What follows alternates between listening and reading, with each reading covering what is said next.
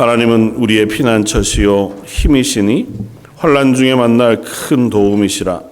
그러므로 땅이 변하든지 산이 흔들려 바다 가운데 빠지든지 바닷물이 솟아나고 뛰놀든지 그것이 넘침으로 산이 흔들릴지라도 우리는 두려워하지 아니하리로다. 만군의 여호와께서 우리와 함께 하시니 야곱의 하나님은 우리의 피난처시로다. 아멘. 세상은 참으로 저희들의 기대와 저희들의 생각과 다른 방향으로 흐를 때가 많습니다.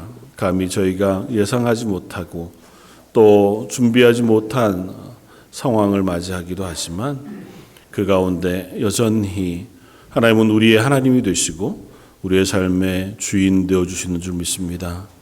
오늘도 그 하나님 앞에 나와 찬양과 경배를 올려드리며 예배하오니 저희들의 예배를 받아주시고 예배 가운데 은혜 베풀어 주시며 말씀해 주셔서 저희의 예배가 하나님을 만나고 하나님의 은혜를 경험하고 하나님의 사람으로 살아갈 수 있는 새 힘을 얻는 귀한 자리가 되게 하여 주옵소서. 처음부터 끝까지 하나님만 홀로 영광 받아주시길 원하오며 모든 말씀 예수님 이름으로 기도드립니다. 아멘. 전능하사 천지를 만드신 하나님 아버지를 내가 믿사오며 교회 아들 우리 주 예수 그리스도를 믿사오니 이는 성령으로 잉태하사 동정녀 마리아에게 나시고 본디오 빌라도에게 고난을 받으사 십자가에 못 박혀 죽으시고 장사한 지 사흘 만에 죽은 자 가운데서 다시 살아나시며 하늘에 오르사 전능하신 하나님 우편에 앉아 계시다가 저희로서 산 자와 죽은 자를 심판하러 오시리라. 성령을 믿사오며 거룩한 공회와 성도가 서로 교통하는 것과 죄를 사하여 주시는 것과 몸이 다시 사는 것과 영원히 사는 것을 믿사옵나이다. 아멘. 찬송가 67장을 함께 찬양하시겠습니다.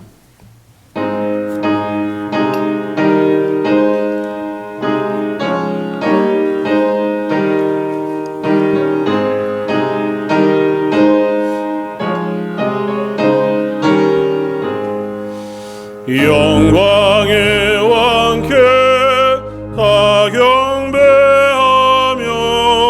기계신 사랑 늘 찬송하라. 예부터 영원히 찬방 빼시니 이 영광의 주를 다 찬송하라. 능력과 인애 다 찬송하라. 이 오신 햇빛 기심은 금찬 그늘의 소리로 진노하시리. 폭풍의 날개로 달려가신다. 저 아름답고 놀라운 일이 가득하니 더 주의 조화 그 힘찬 명령에 더 잡히나니 저 푸른 바다는 옥자락이라. 지그릇같이 연약한 인생 주 의지하여 늘 강건하리. 온 백성 지으신 만왕이시니 이 자비 영원히 변함없소라. 아멘.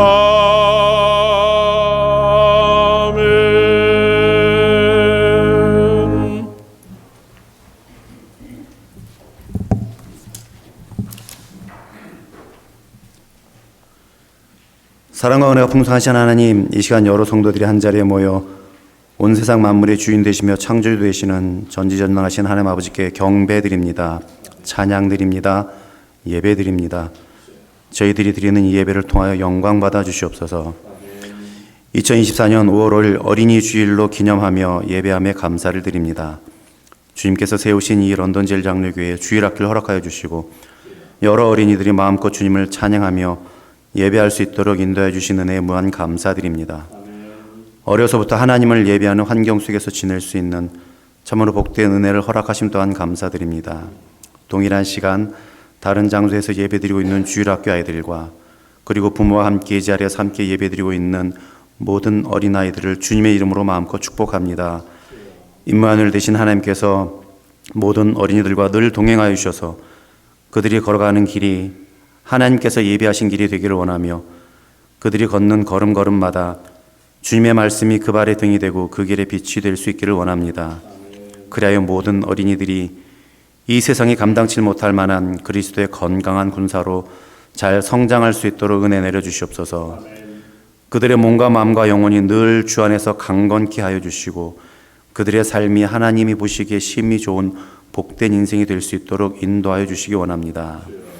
EM 청년들에게도 동일한 은혜를 내려주시고 말씀 사역자가 잘 세워질 수 있도록 은혜 내려주시옵소서.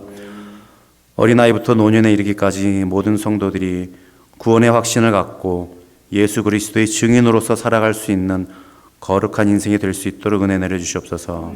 우리의 인생을 통해 우리의 삶을 통해 하나님의 하나님 되심을 증명할 수 있는 모든 성도들이 되기를 원합니다. 어제는 많은 성도들이 힘을 모아 교회를 청소하고 주변을 정리하고 고장난 것을 수리하고 수선하며 함께 봉사하는 귀한 시간을 가졌습니다.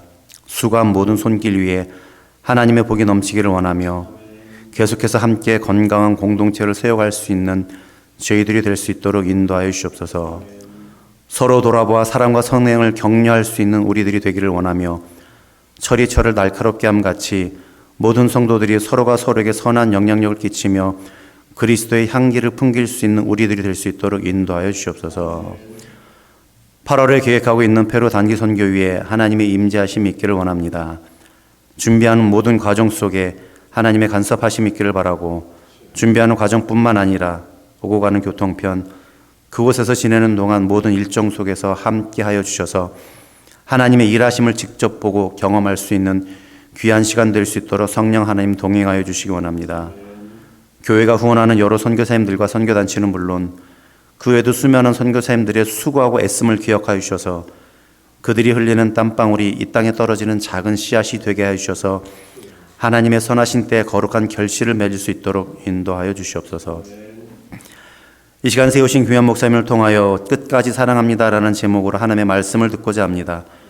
귀 입술을 사용하여 주셔서 저희들에게 들려주시고자 하시는 말씀을 잘 전달할 수 있도록 성령님 함께해 주시고 말씀을 듣는 성도들에게는 말씀으로 하나님을 만나는 귀한 시간 되기를 원합니다. 성가대와 찬양팀의 찬양을 기쁘게 받아주시고 이 모든 말씀 예수님의 이름으로 감사 기도드립니다. 아멘.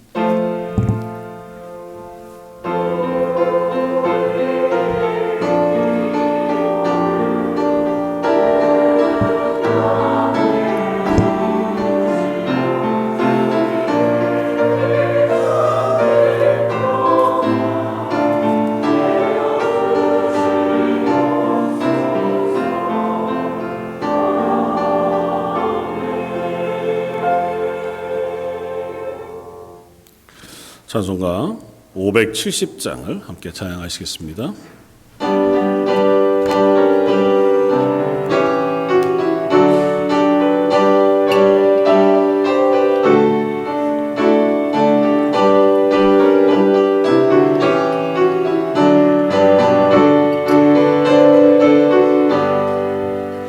주는 너를 기르시는 목자요 나는 주님의 귀한 어린 양 이른 필번 맑으시는 물가로 나를 늘 인도하여 주신다. 주는 나의 좋은 목자 나는 귀의 어린 양 열을 따라 꼴을 먹여주시니 내게 부족함 전혀 없어라. 예쁜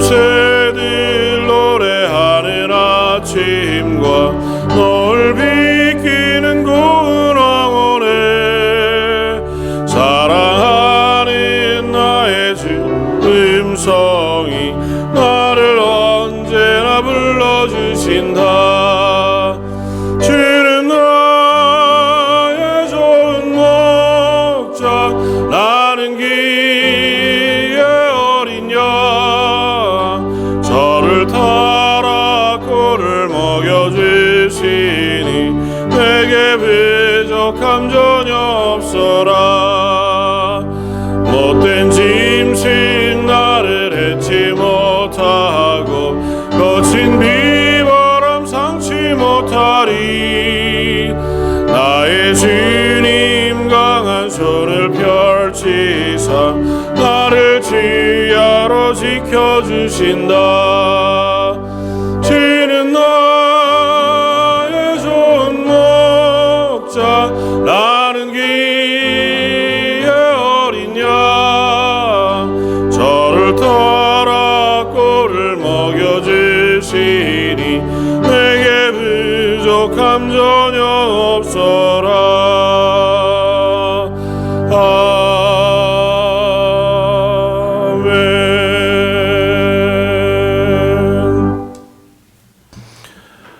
우리의 목자가 되시고 우리의 삶의 주인 되시며 우리의 필요를 채우시는 하나님 앞에 감사와 찬양을 올려드립니다.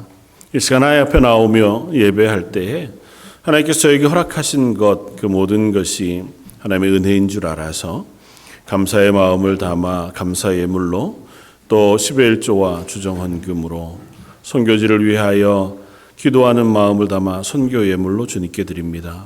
하나님 앞에 드리는 이 모든 예물들이 하나님이 허락하신 것 기쁨으로 감사함으로 하나님께 올려드리는 예물이오니 받으시는 예물 가운데에서 하나님의 영광이 선포되게 하시고 드린 손길 가운데에서는 더 크고 놀라운 하나님의 은혜와 복을 누리는 삶 되게 하여 주옵소서. 이 시간 하나님 앞에 나와 예배하며 찬양을 올려드리는 찬양팀과 성가대원들, 그들의 찬양의 한 마음으로 하나님을 향하여 찬양하는 모든 성도들과 예배를 위하여 수고하는 모든 섬김을 받아주시기를 원합니다. 그들의 섬김 속에, 그들의 찬양 속에 거하여 주시고 그들의 인생이 더 크고 놀라운 기쁨과 감사로 채워진 하루하루가 되게 하여 주옵소서. 오늘 말씀 예수님 이름으로 기도드립니다. 아멘.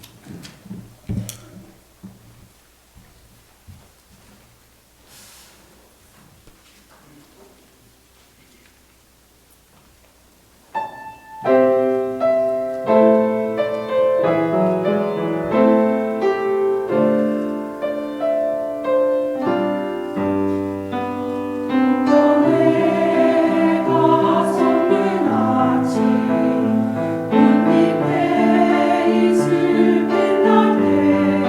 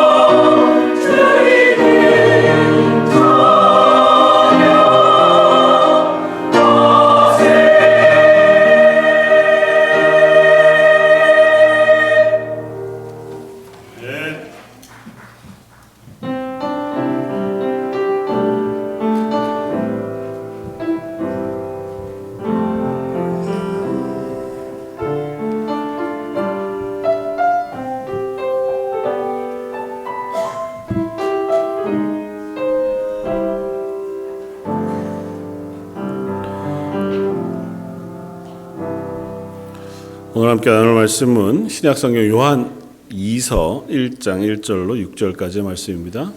성경 제일 뒤쪽에 있는 말씀 요한 2서 1장 1절로 6절까지의 말씀입니다.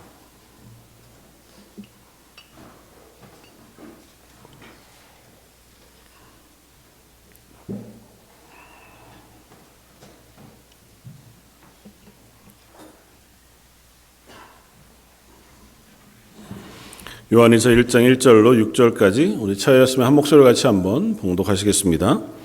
장로인 나는 택하심을 받은 부녀와 그의 자녀들에게 편지하노니 내가 참으로 사랑하는 자요 나뿐 아니라 진리를 아는 모든 자도 그리하는 것은 우리 안에 거하여 영원히 우리와 함께할 진리로 말미암음이로다.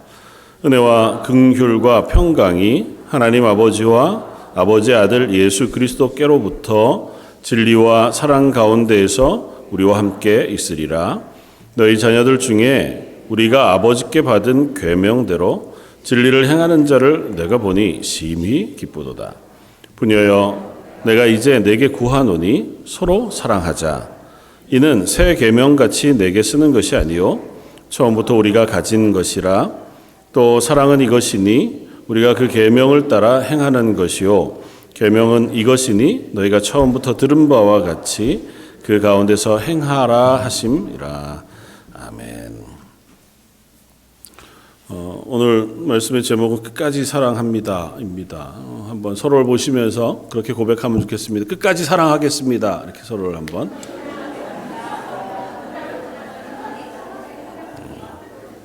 약속을 이제 지키십시오. 사랑하겠다 했으니 무슨 일이 있어도 끝까지 사랑하시는 저 여러분들 되시길 바랍니다. 이게 사실은 인간이기 때문에 이 약속을 하는 것 자체가 불가능하죠. 어떻게 우리가 끝까지 사랑하겠습니까? 그러나 하나님 앞에서 우리가 하나님 주시는 은혜로 끝까지 사랑하기를 원합니다. 고백할 수 있는 저 여러분들이었으면 좋겠습니다. 그래서 요한 2서는 성경에서 가장 짧은 성경책 중에 하나입니다.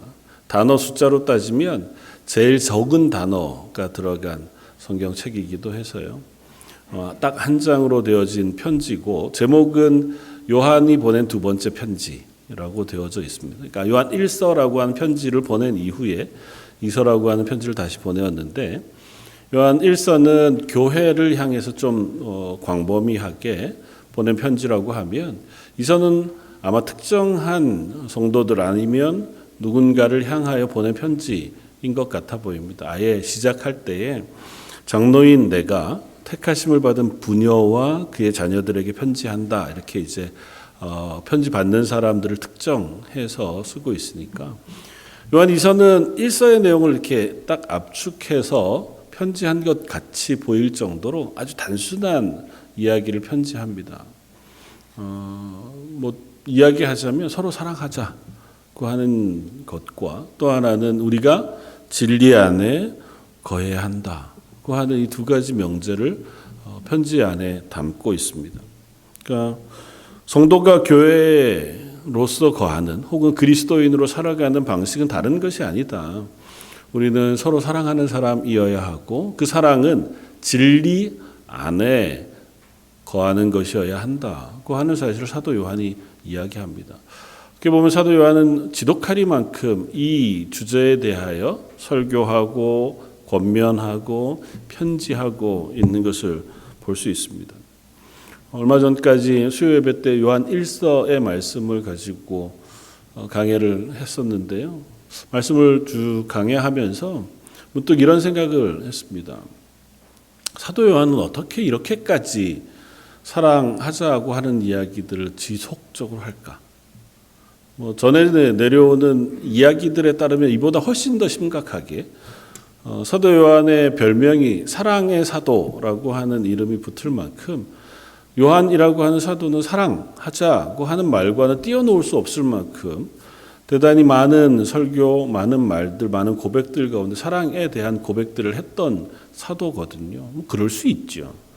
그런데도 불구하고 사도의 편지들을 쭉 읽다가 보면 사도가 이렇게까지 서로 사랑하는 일에 대하여 거듭 반복적으로 계속해서 이야기하게 되어진 여유가 무엇일까를 궁금해하게 되었습니다. 그래서 뭐 별다른 것들 우리가 찾을 수는 없겠지만 이 사도 요한의 삶을 한번 돌아보면서 오늘 요한 1서에서 아주 단순하게 얘기하는 우리가 서로 사랑하는 삶, 그리고 그것이 다른 것이 아니라 진리 안에서 서로를 사랑하는 삶이라고 하는 고백들이 저와 여러분들의 고백이었으면 좋겠고, 오늘 어린이 주일이기는 한데요.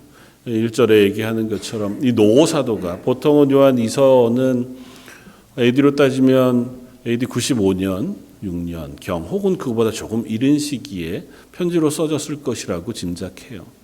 그러니까 이 사도 요한이 그 노년의 나이에 뭐 10대 때 예수님의 제자로 불림을 받았다 할지라도 거의 90 정도가 넘은 나이에 교회 성도들 혹은 그 자녀들을 향하여 권면하는 이 권면이 그냥 편지가 아니고 마치 유언과 같이 그 자녀들이 하나님 앞에 서기를 바라는 마음으로 권면한 이 마음을 우리도 우리의 자녀들에게 또 우리 교회의 자녀들에게 권면할 수 있는, 또 그걸 나누어 주고 가르칠 수 있는 사람 되어지면 좋겠다 하는 마음으로 오늘의 말씀을 함께 나누고자 합니다.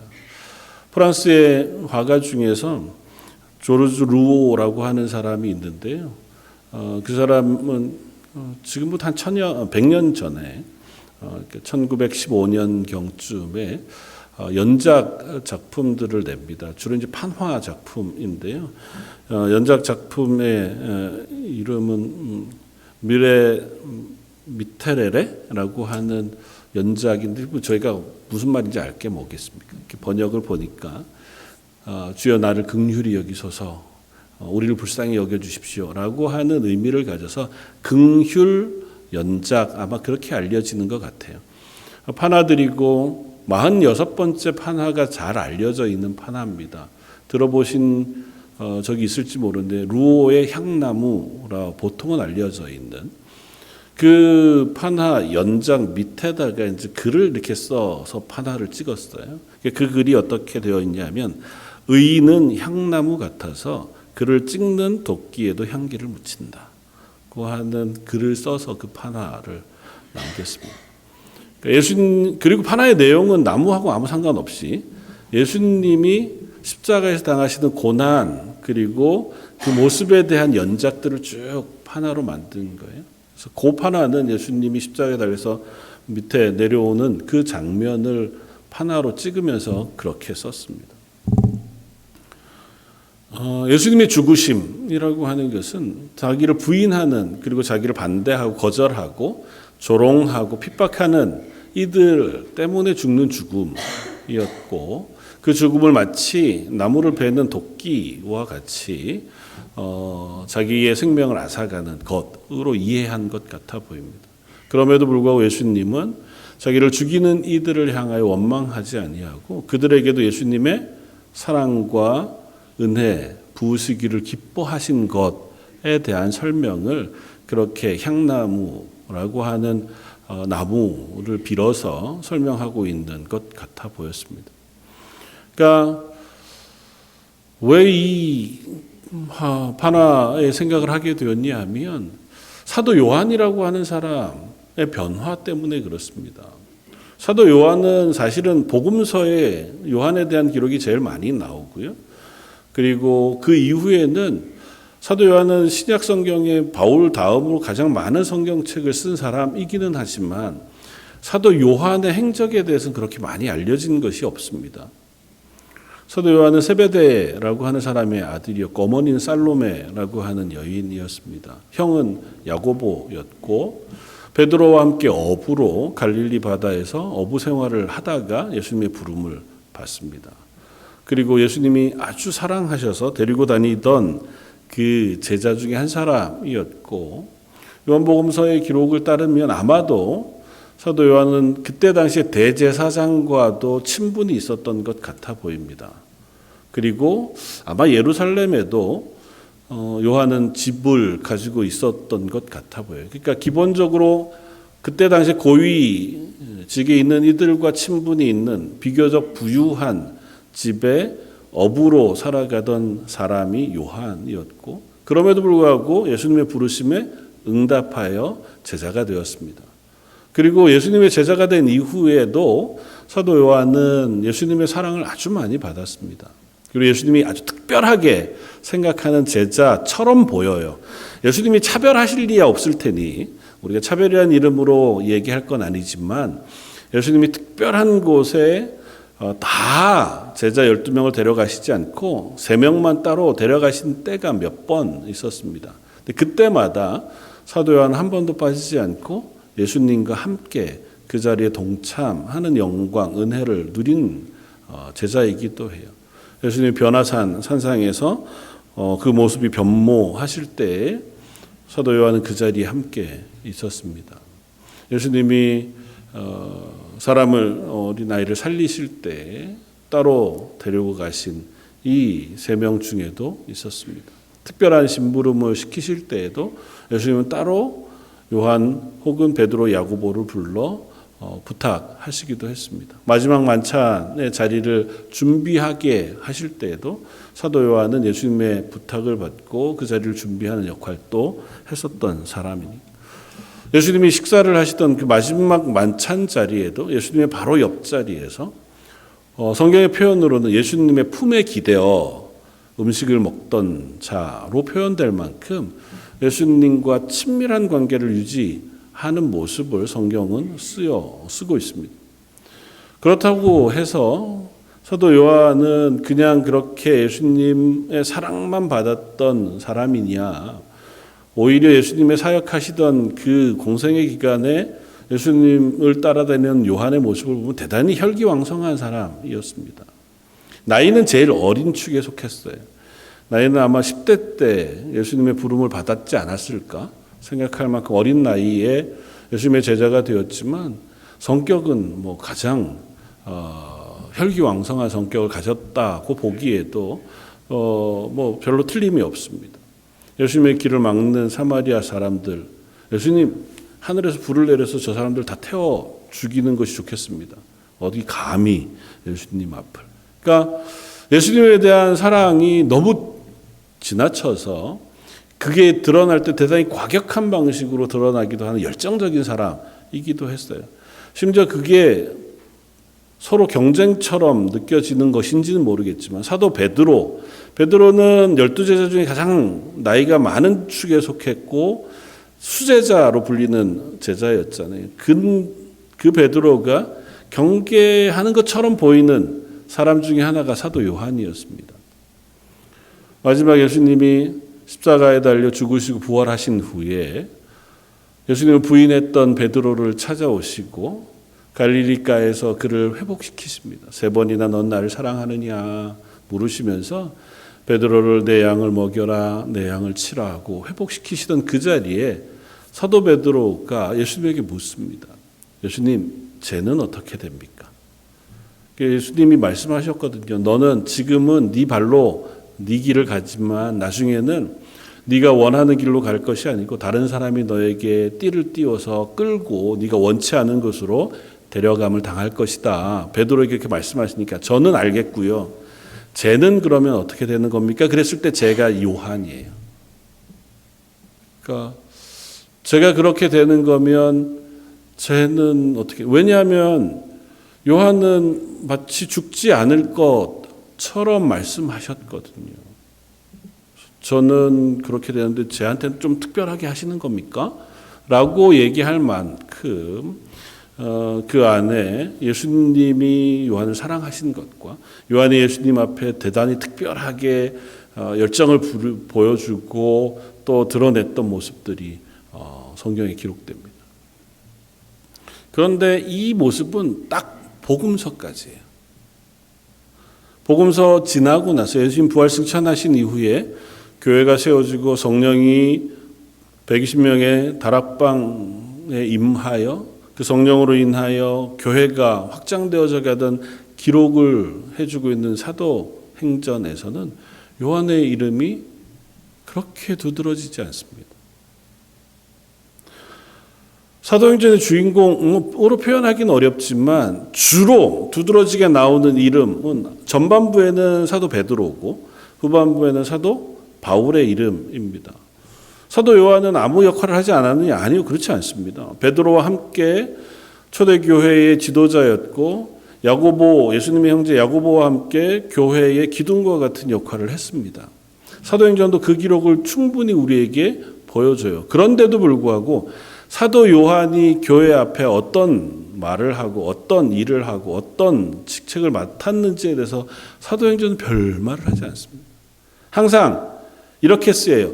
베드로와 요한, 야고보와 요한, 이렇게 이름으로만 그 옆에 쓰여질 따름이지 요한 자체가 무엇을 어떻게 어떤 사역을 했다더라고 사도행전은 기록하지 않습니다.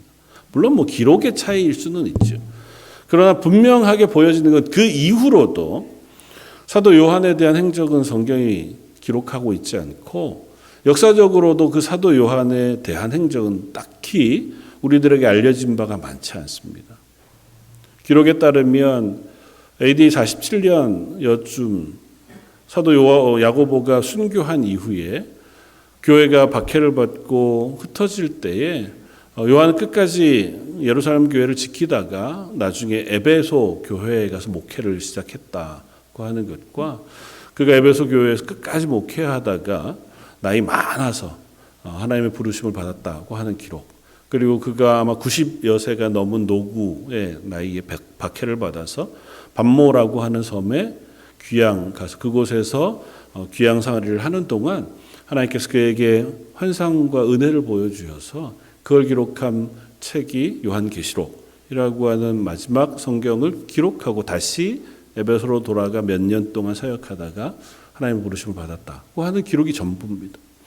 그러니까 대단히 오랫동안 다른 사도들은 여기저기에서 복음을 전하다가 이런 모양으로 저런 모양으로 순교하기도 했고 그 앞에 어떻게 복음의 일들을 감당했는지를 쭉 기록하고 있는데 사도 요한은 어떻게 보면 그 이후로는 그저 교회에서 꾸준히 그 자리를 지키면서 잘 살아가다가 교회 목회하다가 하나님 부르심을 받았다는 게 성경의 기록이기도 합니다. 변한 거죠.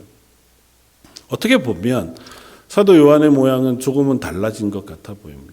먼저 앞서기를 좋아했고 더 큰 일을 하기를 원했습니다.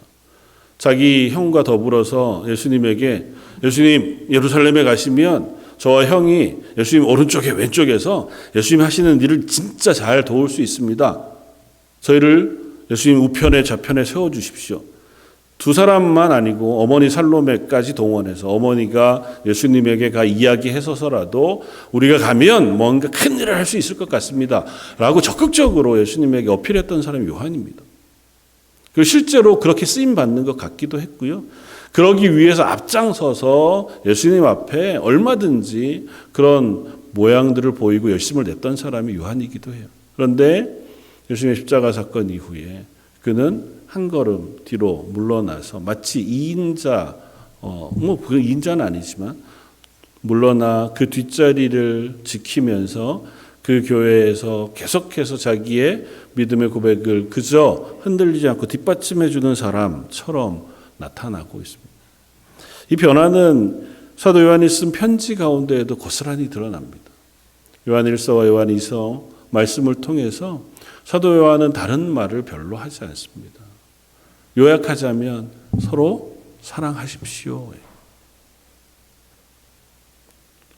사도 요한은 교회 앞에 끊임없이 서로 사랑하십시오. 다른 어떤 것보다 중요합니다. 다른 모든 것 다 내려놓고 서로 사랑해야 합니다. 라고 하는 설교를 할 만큼 그의 태도는 조금은 부드러워져 있는 모양으로 바뀌어집니다. 이 모습을 보면서 함께 고백하고 싶었던 건 이것입니다.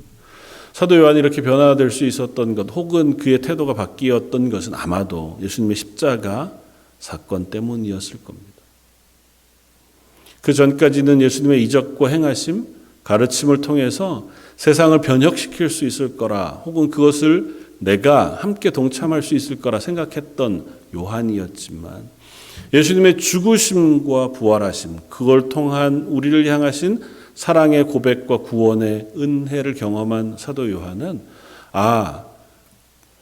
힘으로 능력으로가 아니라 하나님의 사랑으로 이 구원이 완성되어 주는구나 라고 하는 사실을 깨달았던 것 같고, 그래서 그는 그의 태도와 설교를 바꾸어 그는 계속해서 예수 그리스도의 사랑을 증거하는 사람으로 변모되어졌겠다. 함께 고백하고 싶은 건 저와 여러분들도 예수 그리스도의 십자가를 붙들고 끝까지 사랑하는 사람들이었으면 좋겠습니다. 사도 요한은 끝까지 그의 생명을 다할 때까지 예수 그리스도를 증거하고 사랑의 고백을 나누는 사도로 살았습니다. 그는 가장 긴 시간 동안 순교하지 않고 살아남은 유일한 예수님의 제자였습니다. 노구 90세가 되어지는 노구를 이끌고 그는 여전히 복음 때문에 박해를 받아 반모라고 하는 섬에 귀양 갈 정도로 그는 믿음을 놓치지 않았지만, 그럼에도 불구하고 그는 여전히 큰 변화 없이 끊임없이 교회를 향한 사역과 또 설교와 고백을 놓치지 않았습니다. 사도 요한에 대해 전해 내려오는 특별한 에피소드들이 몇 가지가 있는데요. 두 가지만 소개를 하면, 하나는 우리가 잘 알고 있는 에피소드, 저도 여러 번 말씀을 나누었던 사도 요한이 노구를 이끌고 에베소 교회에 설교할 때마다 강단을 붙들고 늘 그렇게 설교했다는 거잖아요. 사랑하는 성도 여러분, 서로 사랑하십시오. 길지 않은 설교를 그 서로 사랑하라는 것에 집중하여 하셨다는 거예요. 그걸 하루 이틀 하신 게 아니고 계속 그 설교를 하셨다는 거예요. 그러니까 성도들이 제발 좀 다른 설교 좀 해주시면 안 되겠습니까? 그건 알겠고 우리도 그래 알겠는데 좀 다른 설교 해주십시오. 알겠다 그러시고 다음 주에 또 가서 서로 사랑하십시오. 또 그 설교를 했다고 뭐 전설처럼 전해 내려오는 에피소드가 있습니다. 그리고 또 다른 하나는 사도 요한이 세례를 주어 그리스도인으로 삼은 귀한 청년 하나가 세례받고 교회에서 출석하다가 어느 순간 그가 교회를 떠났고, 그리고는 강도가 되는 거예요. 그때 당시에 뭐 여러 가지 형편이 어려웠겠죠. 그래서 강도만 혼자 하는 것이 아니라 단체, 집단을 만들어서 그곳에 이제 우두머리가 되어서 그런 일들을 한다는 이야기를 사도 요한이 듣고는 그가 그 강도 무리에 잡혀가서 자기가 세례 주었던 그 사람을 만나서 그 안에서 그에게 권면하고 또 말해서 그를 되돌려 교회로 데리고 왔다고 하는 에피소드도 전해집니다. 그러니까 할 수 있다면 그 이야기들이 하고 있는 얘기는 사도 요한은 자기가 그 사람을 향하여 그 사랑의 고백과 또 사랑의 권면을 아끼지 않아 어떻게든 그 사랑의 사람으로 만들기를 원하는 열심을 가지고 살았던 사람 같아 보입니다. 왜 그럴까? 어떻게 그럴 수 있을까? 그에게 사랑은 예수님 보이신 그 사랑이었기 때문에 그래요. 사랑이라는 건 여러 개로 정의할 수 있습니다. 그리고 우리가 사랑한다고 할 때에 사랑의 이유 혹은 내용은 여러 가지로 얘기할 수 있습니다. 그러나 사도 요한에게 있어서 사랑은 예수님이 십자가에서 보이신 사랑으로 정리가 되었어요. 그걸 우리가 사랑해야 한다고 고백할 때에는 내 감정이, 내 형편이, 내 마음이, 내 기분이 그렇게 사랑하는 것이 아니고 예수님이 나를 향하여 부어주신 그 사랑으로 나도 내 이웃을, 내 형제를, 특별히 성도들을 사랑해야 한다고 하는 고백을 사도 요한이 하고 있다는 겁니다. 잘 알고 있는 요한 1서 3장 16절은 우리에게 그렇게 말해 줍니다. 그가 우리를 위하여 목숨을 버리셨으니 이로써 우리가 사랑을 알고. 그러니까 내가 사랑을 아는 거, 왜 그전이라고 사랑을 몰랐겠습니까? 많은 하나님이 말씀하신 사랑을 알게 된 건 예수님이 십자가에서 나를 위하여 목숨을 버리신 것 때문에 알았다는 거예요.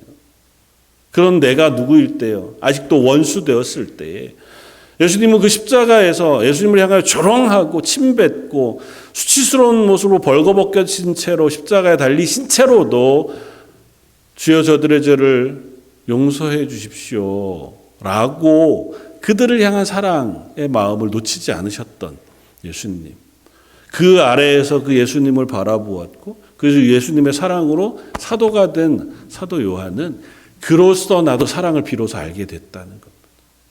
이전의 사랑의 개념, 내가 알고 있는 세상이 말하는 숱한 사랑들은 내게 중요하지 않아요. 내가 아는 사랑은 예수님이 보여주신 사랑, 그 사랑이 내게 사랑이 되었고 이로써 나도 사랑을 알았으므로 이제는 어떻게 해요? 나도, 우리도 내 형제를 위하여 목숨을 버리는 것이 마땅하다고요.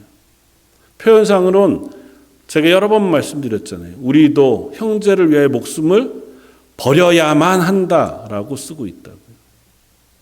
우리가 사랑을 받았다면 이제는 그 사랑 받은 사람으로 사는 고백은 내 형제를 위하여 목숨을 버리는 것, 그것 마땅하다 이렇게 표현하면 좀 약하고요. 네 형제를 위해 너는 목숨을 버리는 삶을 살아야 한다라고 사도 요한이 권면하고 있다. 그게 사도 요한이 얘기하고 있는 사랑이에요. 사도 요한은 그 사랑을 자꾸 설교하는 거예요. 근데 왜 또 합니까? 그 사랑을 우리가 하고 있지 못하기 때문에. 듣기는 듣고 알기는 알고 고백하기는 한다만 우리의 삶이 그 사랑의 증거들을 드러내지 못하기 때문에 그래서 또 이 이야기를 내가 할 수밖에 없다고 하는 것이 사도 요한의 가르침이었습니다. 그래서 사도 요한은 오늘 본문에 이렇게 씁니다. 장로인 나는 택하심을 받은 부녀와 그 자녀들에게 편지하노니 내가 참으로 사랑하는 자요 나뿐 아니라 진리를 아는 모든 자도 그리하는 것은 우리 안에 거하여 영원히 우리 함께할 진리로 말미암아 서로 사랑하자라고 하는 이야기를 5절에 합니다. 그러나 그 사랑하자라고 하는 권면하기 전에 하는 이야기가 뭐냐면 우리는 모두 진리 안에 거하는 자라고 얘기해요. 두 번째, 사도 요한은 예수 그리스도로 말미암아 십자가로 말미암아 사랑하는 사람이 되었다면 두 번째 예수 그리스도의 십자가로 말미암아 진리 안에 거하는 사람이 되었다고 하는 사실도 우리가 잊지 말아야 합니다. 사도 요한이 권면하는 사랑은 우리가 그냥 익숙히 세상에서 말하는 사랑이 아닙니다. 그 사랑은 진리 안에 하는 사랑이에요. 사도 요한은 특별히 그 두 가지를 결코 혼동하지 않습니다. 사도 요한은 맨날 사랑합시다, 사랑합니다라고 고백하는 사람이어서 그가 대단히 부들부들한 사람이기만 했느냐? 그렇지 않습니다. 요한 1서에서도 요한 2서에서도 오늘 본문 바로 뒤이어서도 사도 요한은 진리에 도전되어지는 세력에 대해서는 대단히 단호했습니다. 그들을 교회에서 끊어버리라고 이야기하고 그들을 향하여 결코 그들의 말에 귀 기울여 그들로 유혹받지 말 것을 강력하게 권면합니다. 그러니까 진리에 대해서는 그는 타협할 수 없는 사람이라고 하는 사실을 스스로가 고백합니다. 오늘 본문 뒤쪽에 7절 미혹하는 자가 세상에 많이 나왔나니 이는 예수 그리스도께서 육체로 오심을 부인하는 자라. 이런 자가 미혹하는 자요 적그리스도니 너희는 스스로 삼가 우리가 일한 것을 잃지 말고 오직 온전한 상을 받으라. 그러니까 너희 앞에 그냥 사랑하는 것으로 모든 것이 덮어질 만한 세상은 아니라는 사실을 얘기해요. 그 사랑은 반드시 도전을 받아요. 그 복음은 반드시 도전을 받는데 그 도전받는 진리 앞에 너희가 진리를 지킬 것을 명합니다. 그리고 그 사랑은 진리 위에 세워진 사랑이어야 한다고 하는 사실을 선언하는 거예요. 그랬기에 사도 요한은 90이 넘는 그 노구에도 자신의 진리와 타협하지 않아서 반모라고 하는 섬에 귀양 가서 그곳에서 긴 시간을 보낼 수밖에 없는 삶을 살기도 했습니다. 반모라고 하는 섬에 가면 지금도 요한의 동굴이라고 하는 곳을 가볼 수 있다고 해요. 가보면 동굴 안쪽에 사람의 무릎 모양으로 바위가 이렇게 파져 있는 모습을 발견할 수 있다고요. 실제인지 아닌지는 알 수 없으나 사도 요한은 귀양 가서 살아가야만 하는 그 반모라는 섬에서 90이 넘은 나이니 얼마나 몸도 마음도 지칠만 했을 거예요. 그러나 그곳에서 그는 하나님 앞에 기도하기를 마지 않았고 그 진리 앞에서 흔들리지 않기를 원했습니다. 하나님은 그런 사도 요한에게 요한계시록의 말씀 그것을 환상으로 보여주시면서 위로해 주셨습니다. 마지막으로 사도 요한은 소망 가운데 사랑하는 사람이었습니다. 요한계시록의 마지막 사도 요한은 하나님을 향하여 고백합니다. 아멘, 주 예수여 어서 오시옵소서. 예수님 오시는 것이 너무도 기다려집니다. 어쩌면 생각해 보면 사도 요한이 그 어린 시절 예수님의 뒤를 따라다니며 뜨거운 열정으로 예수님의 사랑을 받았고 사랑했던 그 요한이 평생을 교회를 섬기고 교회 앞에 진리를 붙들고 또한 사랑을 권면하며 살았던 그 인생을 마무리할 때쯤에 그는 하나님의 나라를 향한 간절한 소망과 그 기대가 얼마나 무르익었을까를 우리가 생각해 볼 수 있습니다. 그는 그때까지 어쩌면 흔들렸을지는 모르지만 그의 삶, 그 걸음을 놓치지 않고 믿음 안에서 사랑 안에서 진리 위에서 걸어간 사람이었다는 것을 배울 수 있습니다. 그 변화의 시점은 십자가였습니다. 저 여러분들에게도 예수 그리스도의 십자가가 우리를 그리스도인으로 변화시킨 시점인 줄 믿습니다. 그때가 언제인지는 우리가 잘 알지 못하죠. 그러나 우리의 혈기, 내 생각, 내 판단이 아니라 예수님이 십자가에서 보여주신 그 진리, 하나님이 우리를 향하신 그 놀라운 사랑 때문에 우리는 이젠 그리스도인으로 살아갑니다. 그리고 내가 끝까지 사랑하겠습니다 하고 고백하는 고백의 원동력은 하나님이 내게 주신 사랑인 줄 믿습니다. 내 실력도 아니고 내 결심도 아니고 내 판단도 아니고 이미 나에게 부어주신 예수 그리스도의 십자가의 사랑, 이미 오래전부터 우리들을 향하여 고백하시고 선포해 주신 그 사랑 때문에 우리는 그리스도인으로 서는 줄 믿습니다. 오늘 사도 요한도 똑같은 이야기를 합니다. 사도 요한은 이 이야기를 우리에게 해 줍니다. 부녀여 5절 내가 이제 내게 구하노니 서로 사랑하자. 이것은 새 계명 같이 내게 쓰는 것이 아니요 처음부터 우리가 가진 것이라. 또 사랑은 이것이니 우리가 그 계명을 따라 행하는 것이요 계명은 이것이니 너희가 처음부터 들은 바와 같이 그 가운데 행하라 하십니다. 다른 건 내가 말하기 전에 이 노 사도가 교회의 다음 세대 그리고 저 어린 자녀들에게 권면하고 싶은 마지막 권면은 뭐냐 하면 서로 사랑하자는 것입니다. 사랑하자. 그리고 이 사랑하자고 하는 게 새 말이 아니다. 다 알잖아요. 익숙히 아는 말인데 이것은 이미 오래전부터 하나님이 우리에게 주신 말씀이에요. 구약 이스라엘에게도 동일한 말씀을 하셨습니다. 그들은 율법이라는 것으로 받았지만 율법의 내용은 결국은 요약하자면 하나님을 사랑하고 이웃을 사랑하라는 거잖아요. 하나님 외에 다른 우상을 섬기지 말고 하나님 사랑하는 것으로 너의 삶을 살아가라는 겁니다. 다른 것에 마음을 두지 말고 그 하나님 살아계신 줄 알아. 그 하나님을 의지하여 삶을 살아가는 것이고 이웃을 사랑하라는 겁니다. 이웃이 누구냐 묻지 말고 심지어 그들이 원수일 수도 있어요. 그래서 예수님은 원수도 사랑하라고 말합니다. 그래서 이웃을 사랑하되 그 사랑하는 마음이 우리의 삶의 행동으로 나타나라는 겁니다. 그건 구체적으로는 이웃의 걸 탐하지 말아라. 이웃에게 무엇이든 그게 가족, 여인, 아내든 자녀든 물질이든 동물이든 가진 재산이든 지위든 무엇이든 시기하고 질투하고 탐내지 말아라. 도적질하지 말고 거짓말하지 말고 그의 생명을 빼앗는 살인하지 말고 그 모든 게 다 어디에서 출발하냐 하면 이웃을 사랑하라는 거예요.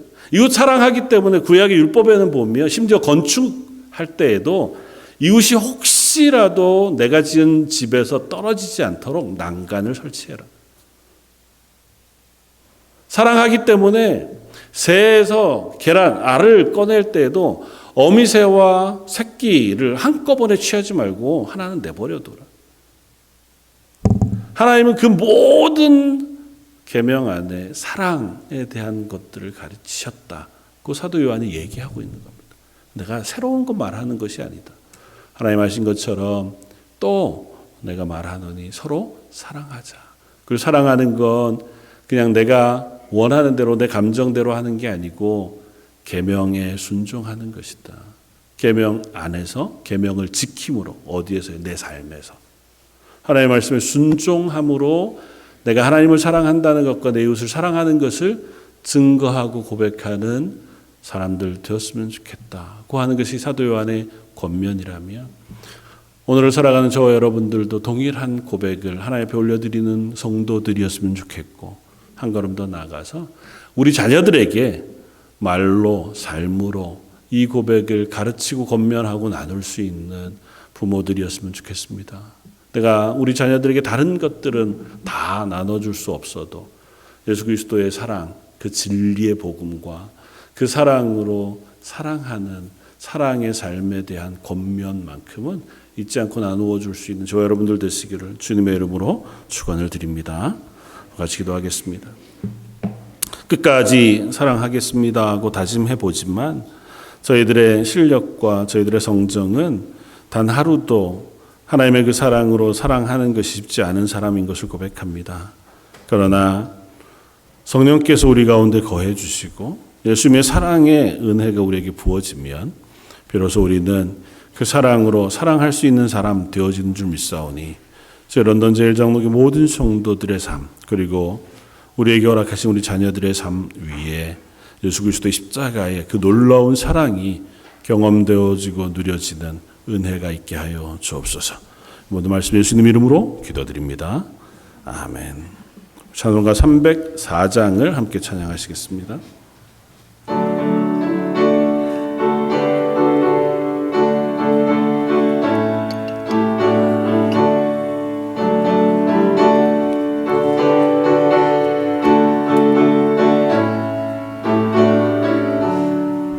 기신 하나님의 사랑 다 기록 영 못하네 저 높고 높은 별을 넘어 이 낮고 낮은 땅 위에 죄범한 영혼 귀하려 이 아들 보내사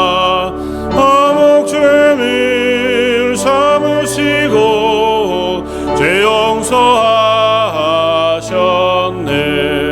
하나님 기신 사랑이 증량 다 못하며 영원히 변치 않는 사랑 성도여 찬양하세. 괴로운 시절 지나가고 땅 위에 영화세할 때 주 믿지 않던 영혼들이 긴 소리 외쳐 울어도 주 믿는 성도들에게 그 사랑 베푸사 우리의 죄 사했으리 이래 있을까. 하나님 계신 사랑이 증량 다 못하네. 영원히 변치 않는 사랑 성도여 찬양하세. 하늘을 들음하리 삼고 바다를 먹물 삼아도 한없는 하나님의 사랑 다 기록할 수 없겠네. 하나님의 기신 사랑 그 어찌 닿았을까. 저 하늘 높이 서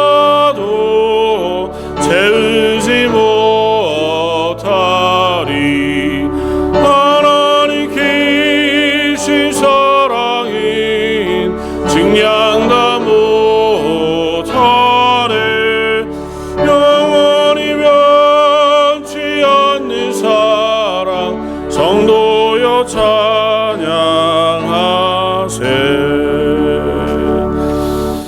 아멘. 오늘은 교회 광고 말씀 나누기 전에 좀 특별한 순서를 가지고자 합니다. 우리 교회 처음 나온 성도가 있습니다. 이재하라고요. 이희도 집사님하고 용상미 집사님 태어난 네 번째 자녀고 오늘 교회 처음 이제 출석했습니다. 아들이고요. 위에 세 딸, 누나들 밑에 아들이 낳습니다. 우리 재하군 데리고 나오는 동안 우리 재하군을 위해 축복하면서 한번 찬양하면 좋겠습니다. 아주 먼 옛날 하늘에서는 우리 자녀들을 축복하면서 함께 축복하겠습니다.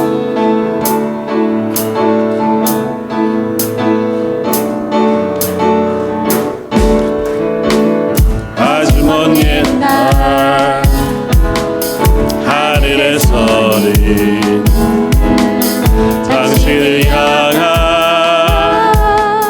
계획이 있었죠. 하나님께서 바라보시며 좋았더라고 말씀하셨네. 세상 그들보다 귀하게 나의 손으로 창조하였노라. 내가 너로 인하여 기뻐하노라. 내가 너를 사랑하고 사랑해요.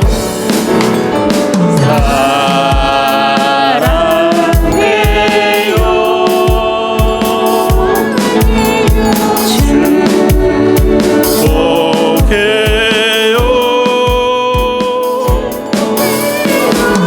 당신 마음의 의리에 사랑을 드려요. 우리 한 번만 더 사랑해요.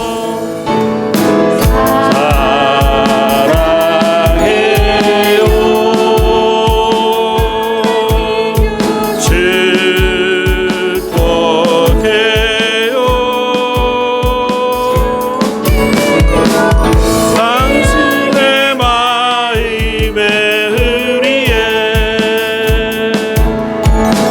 사랑을 드려요. 아멘. 하나님께서 우리 교회에 보내주신 귀한 아들이니까요.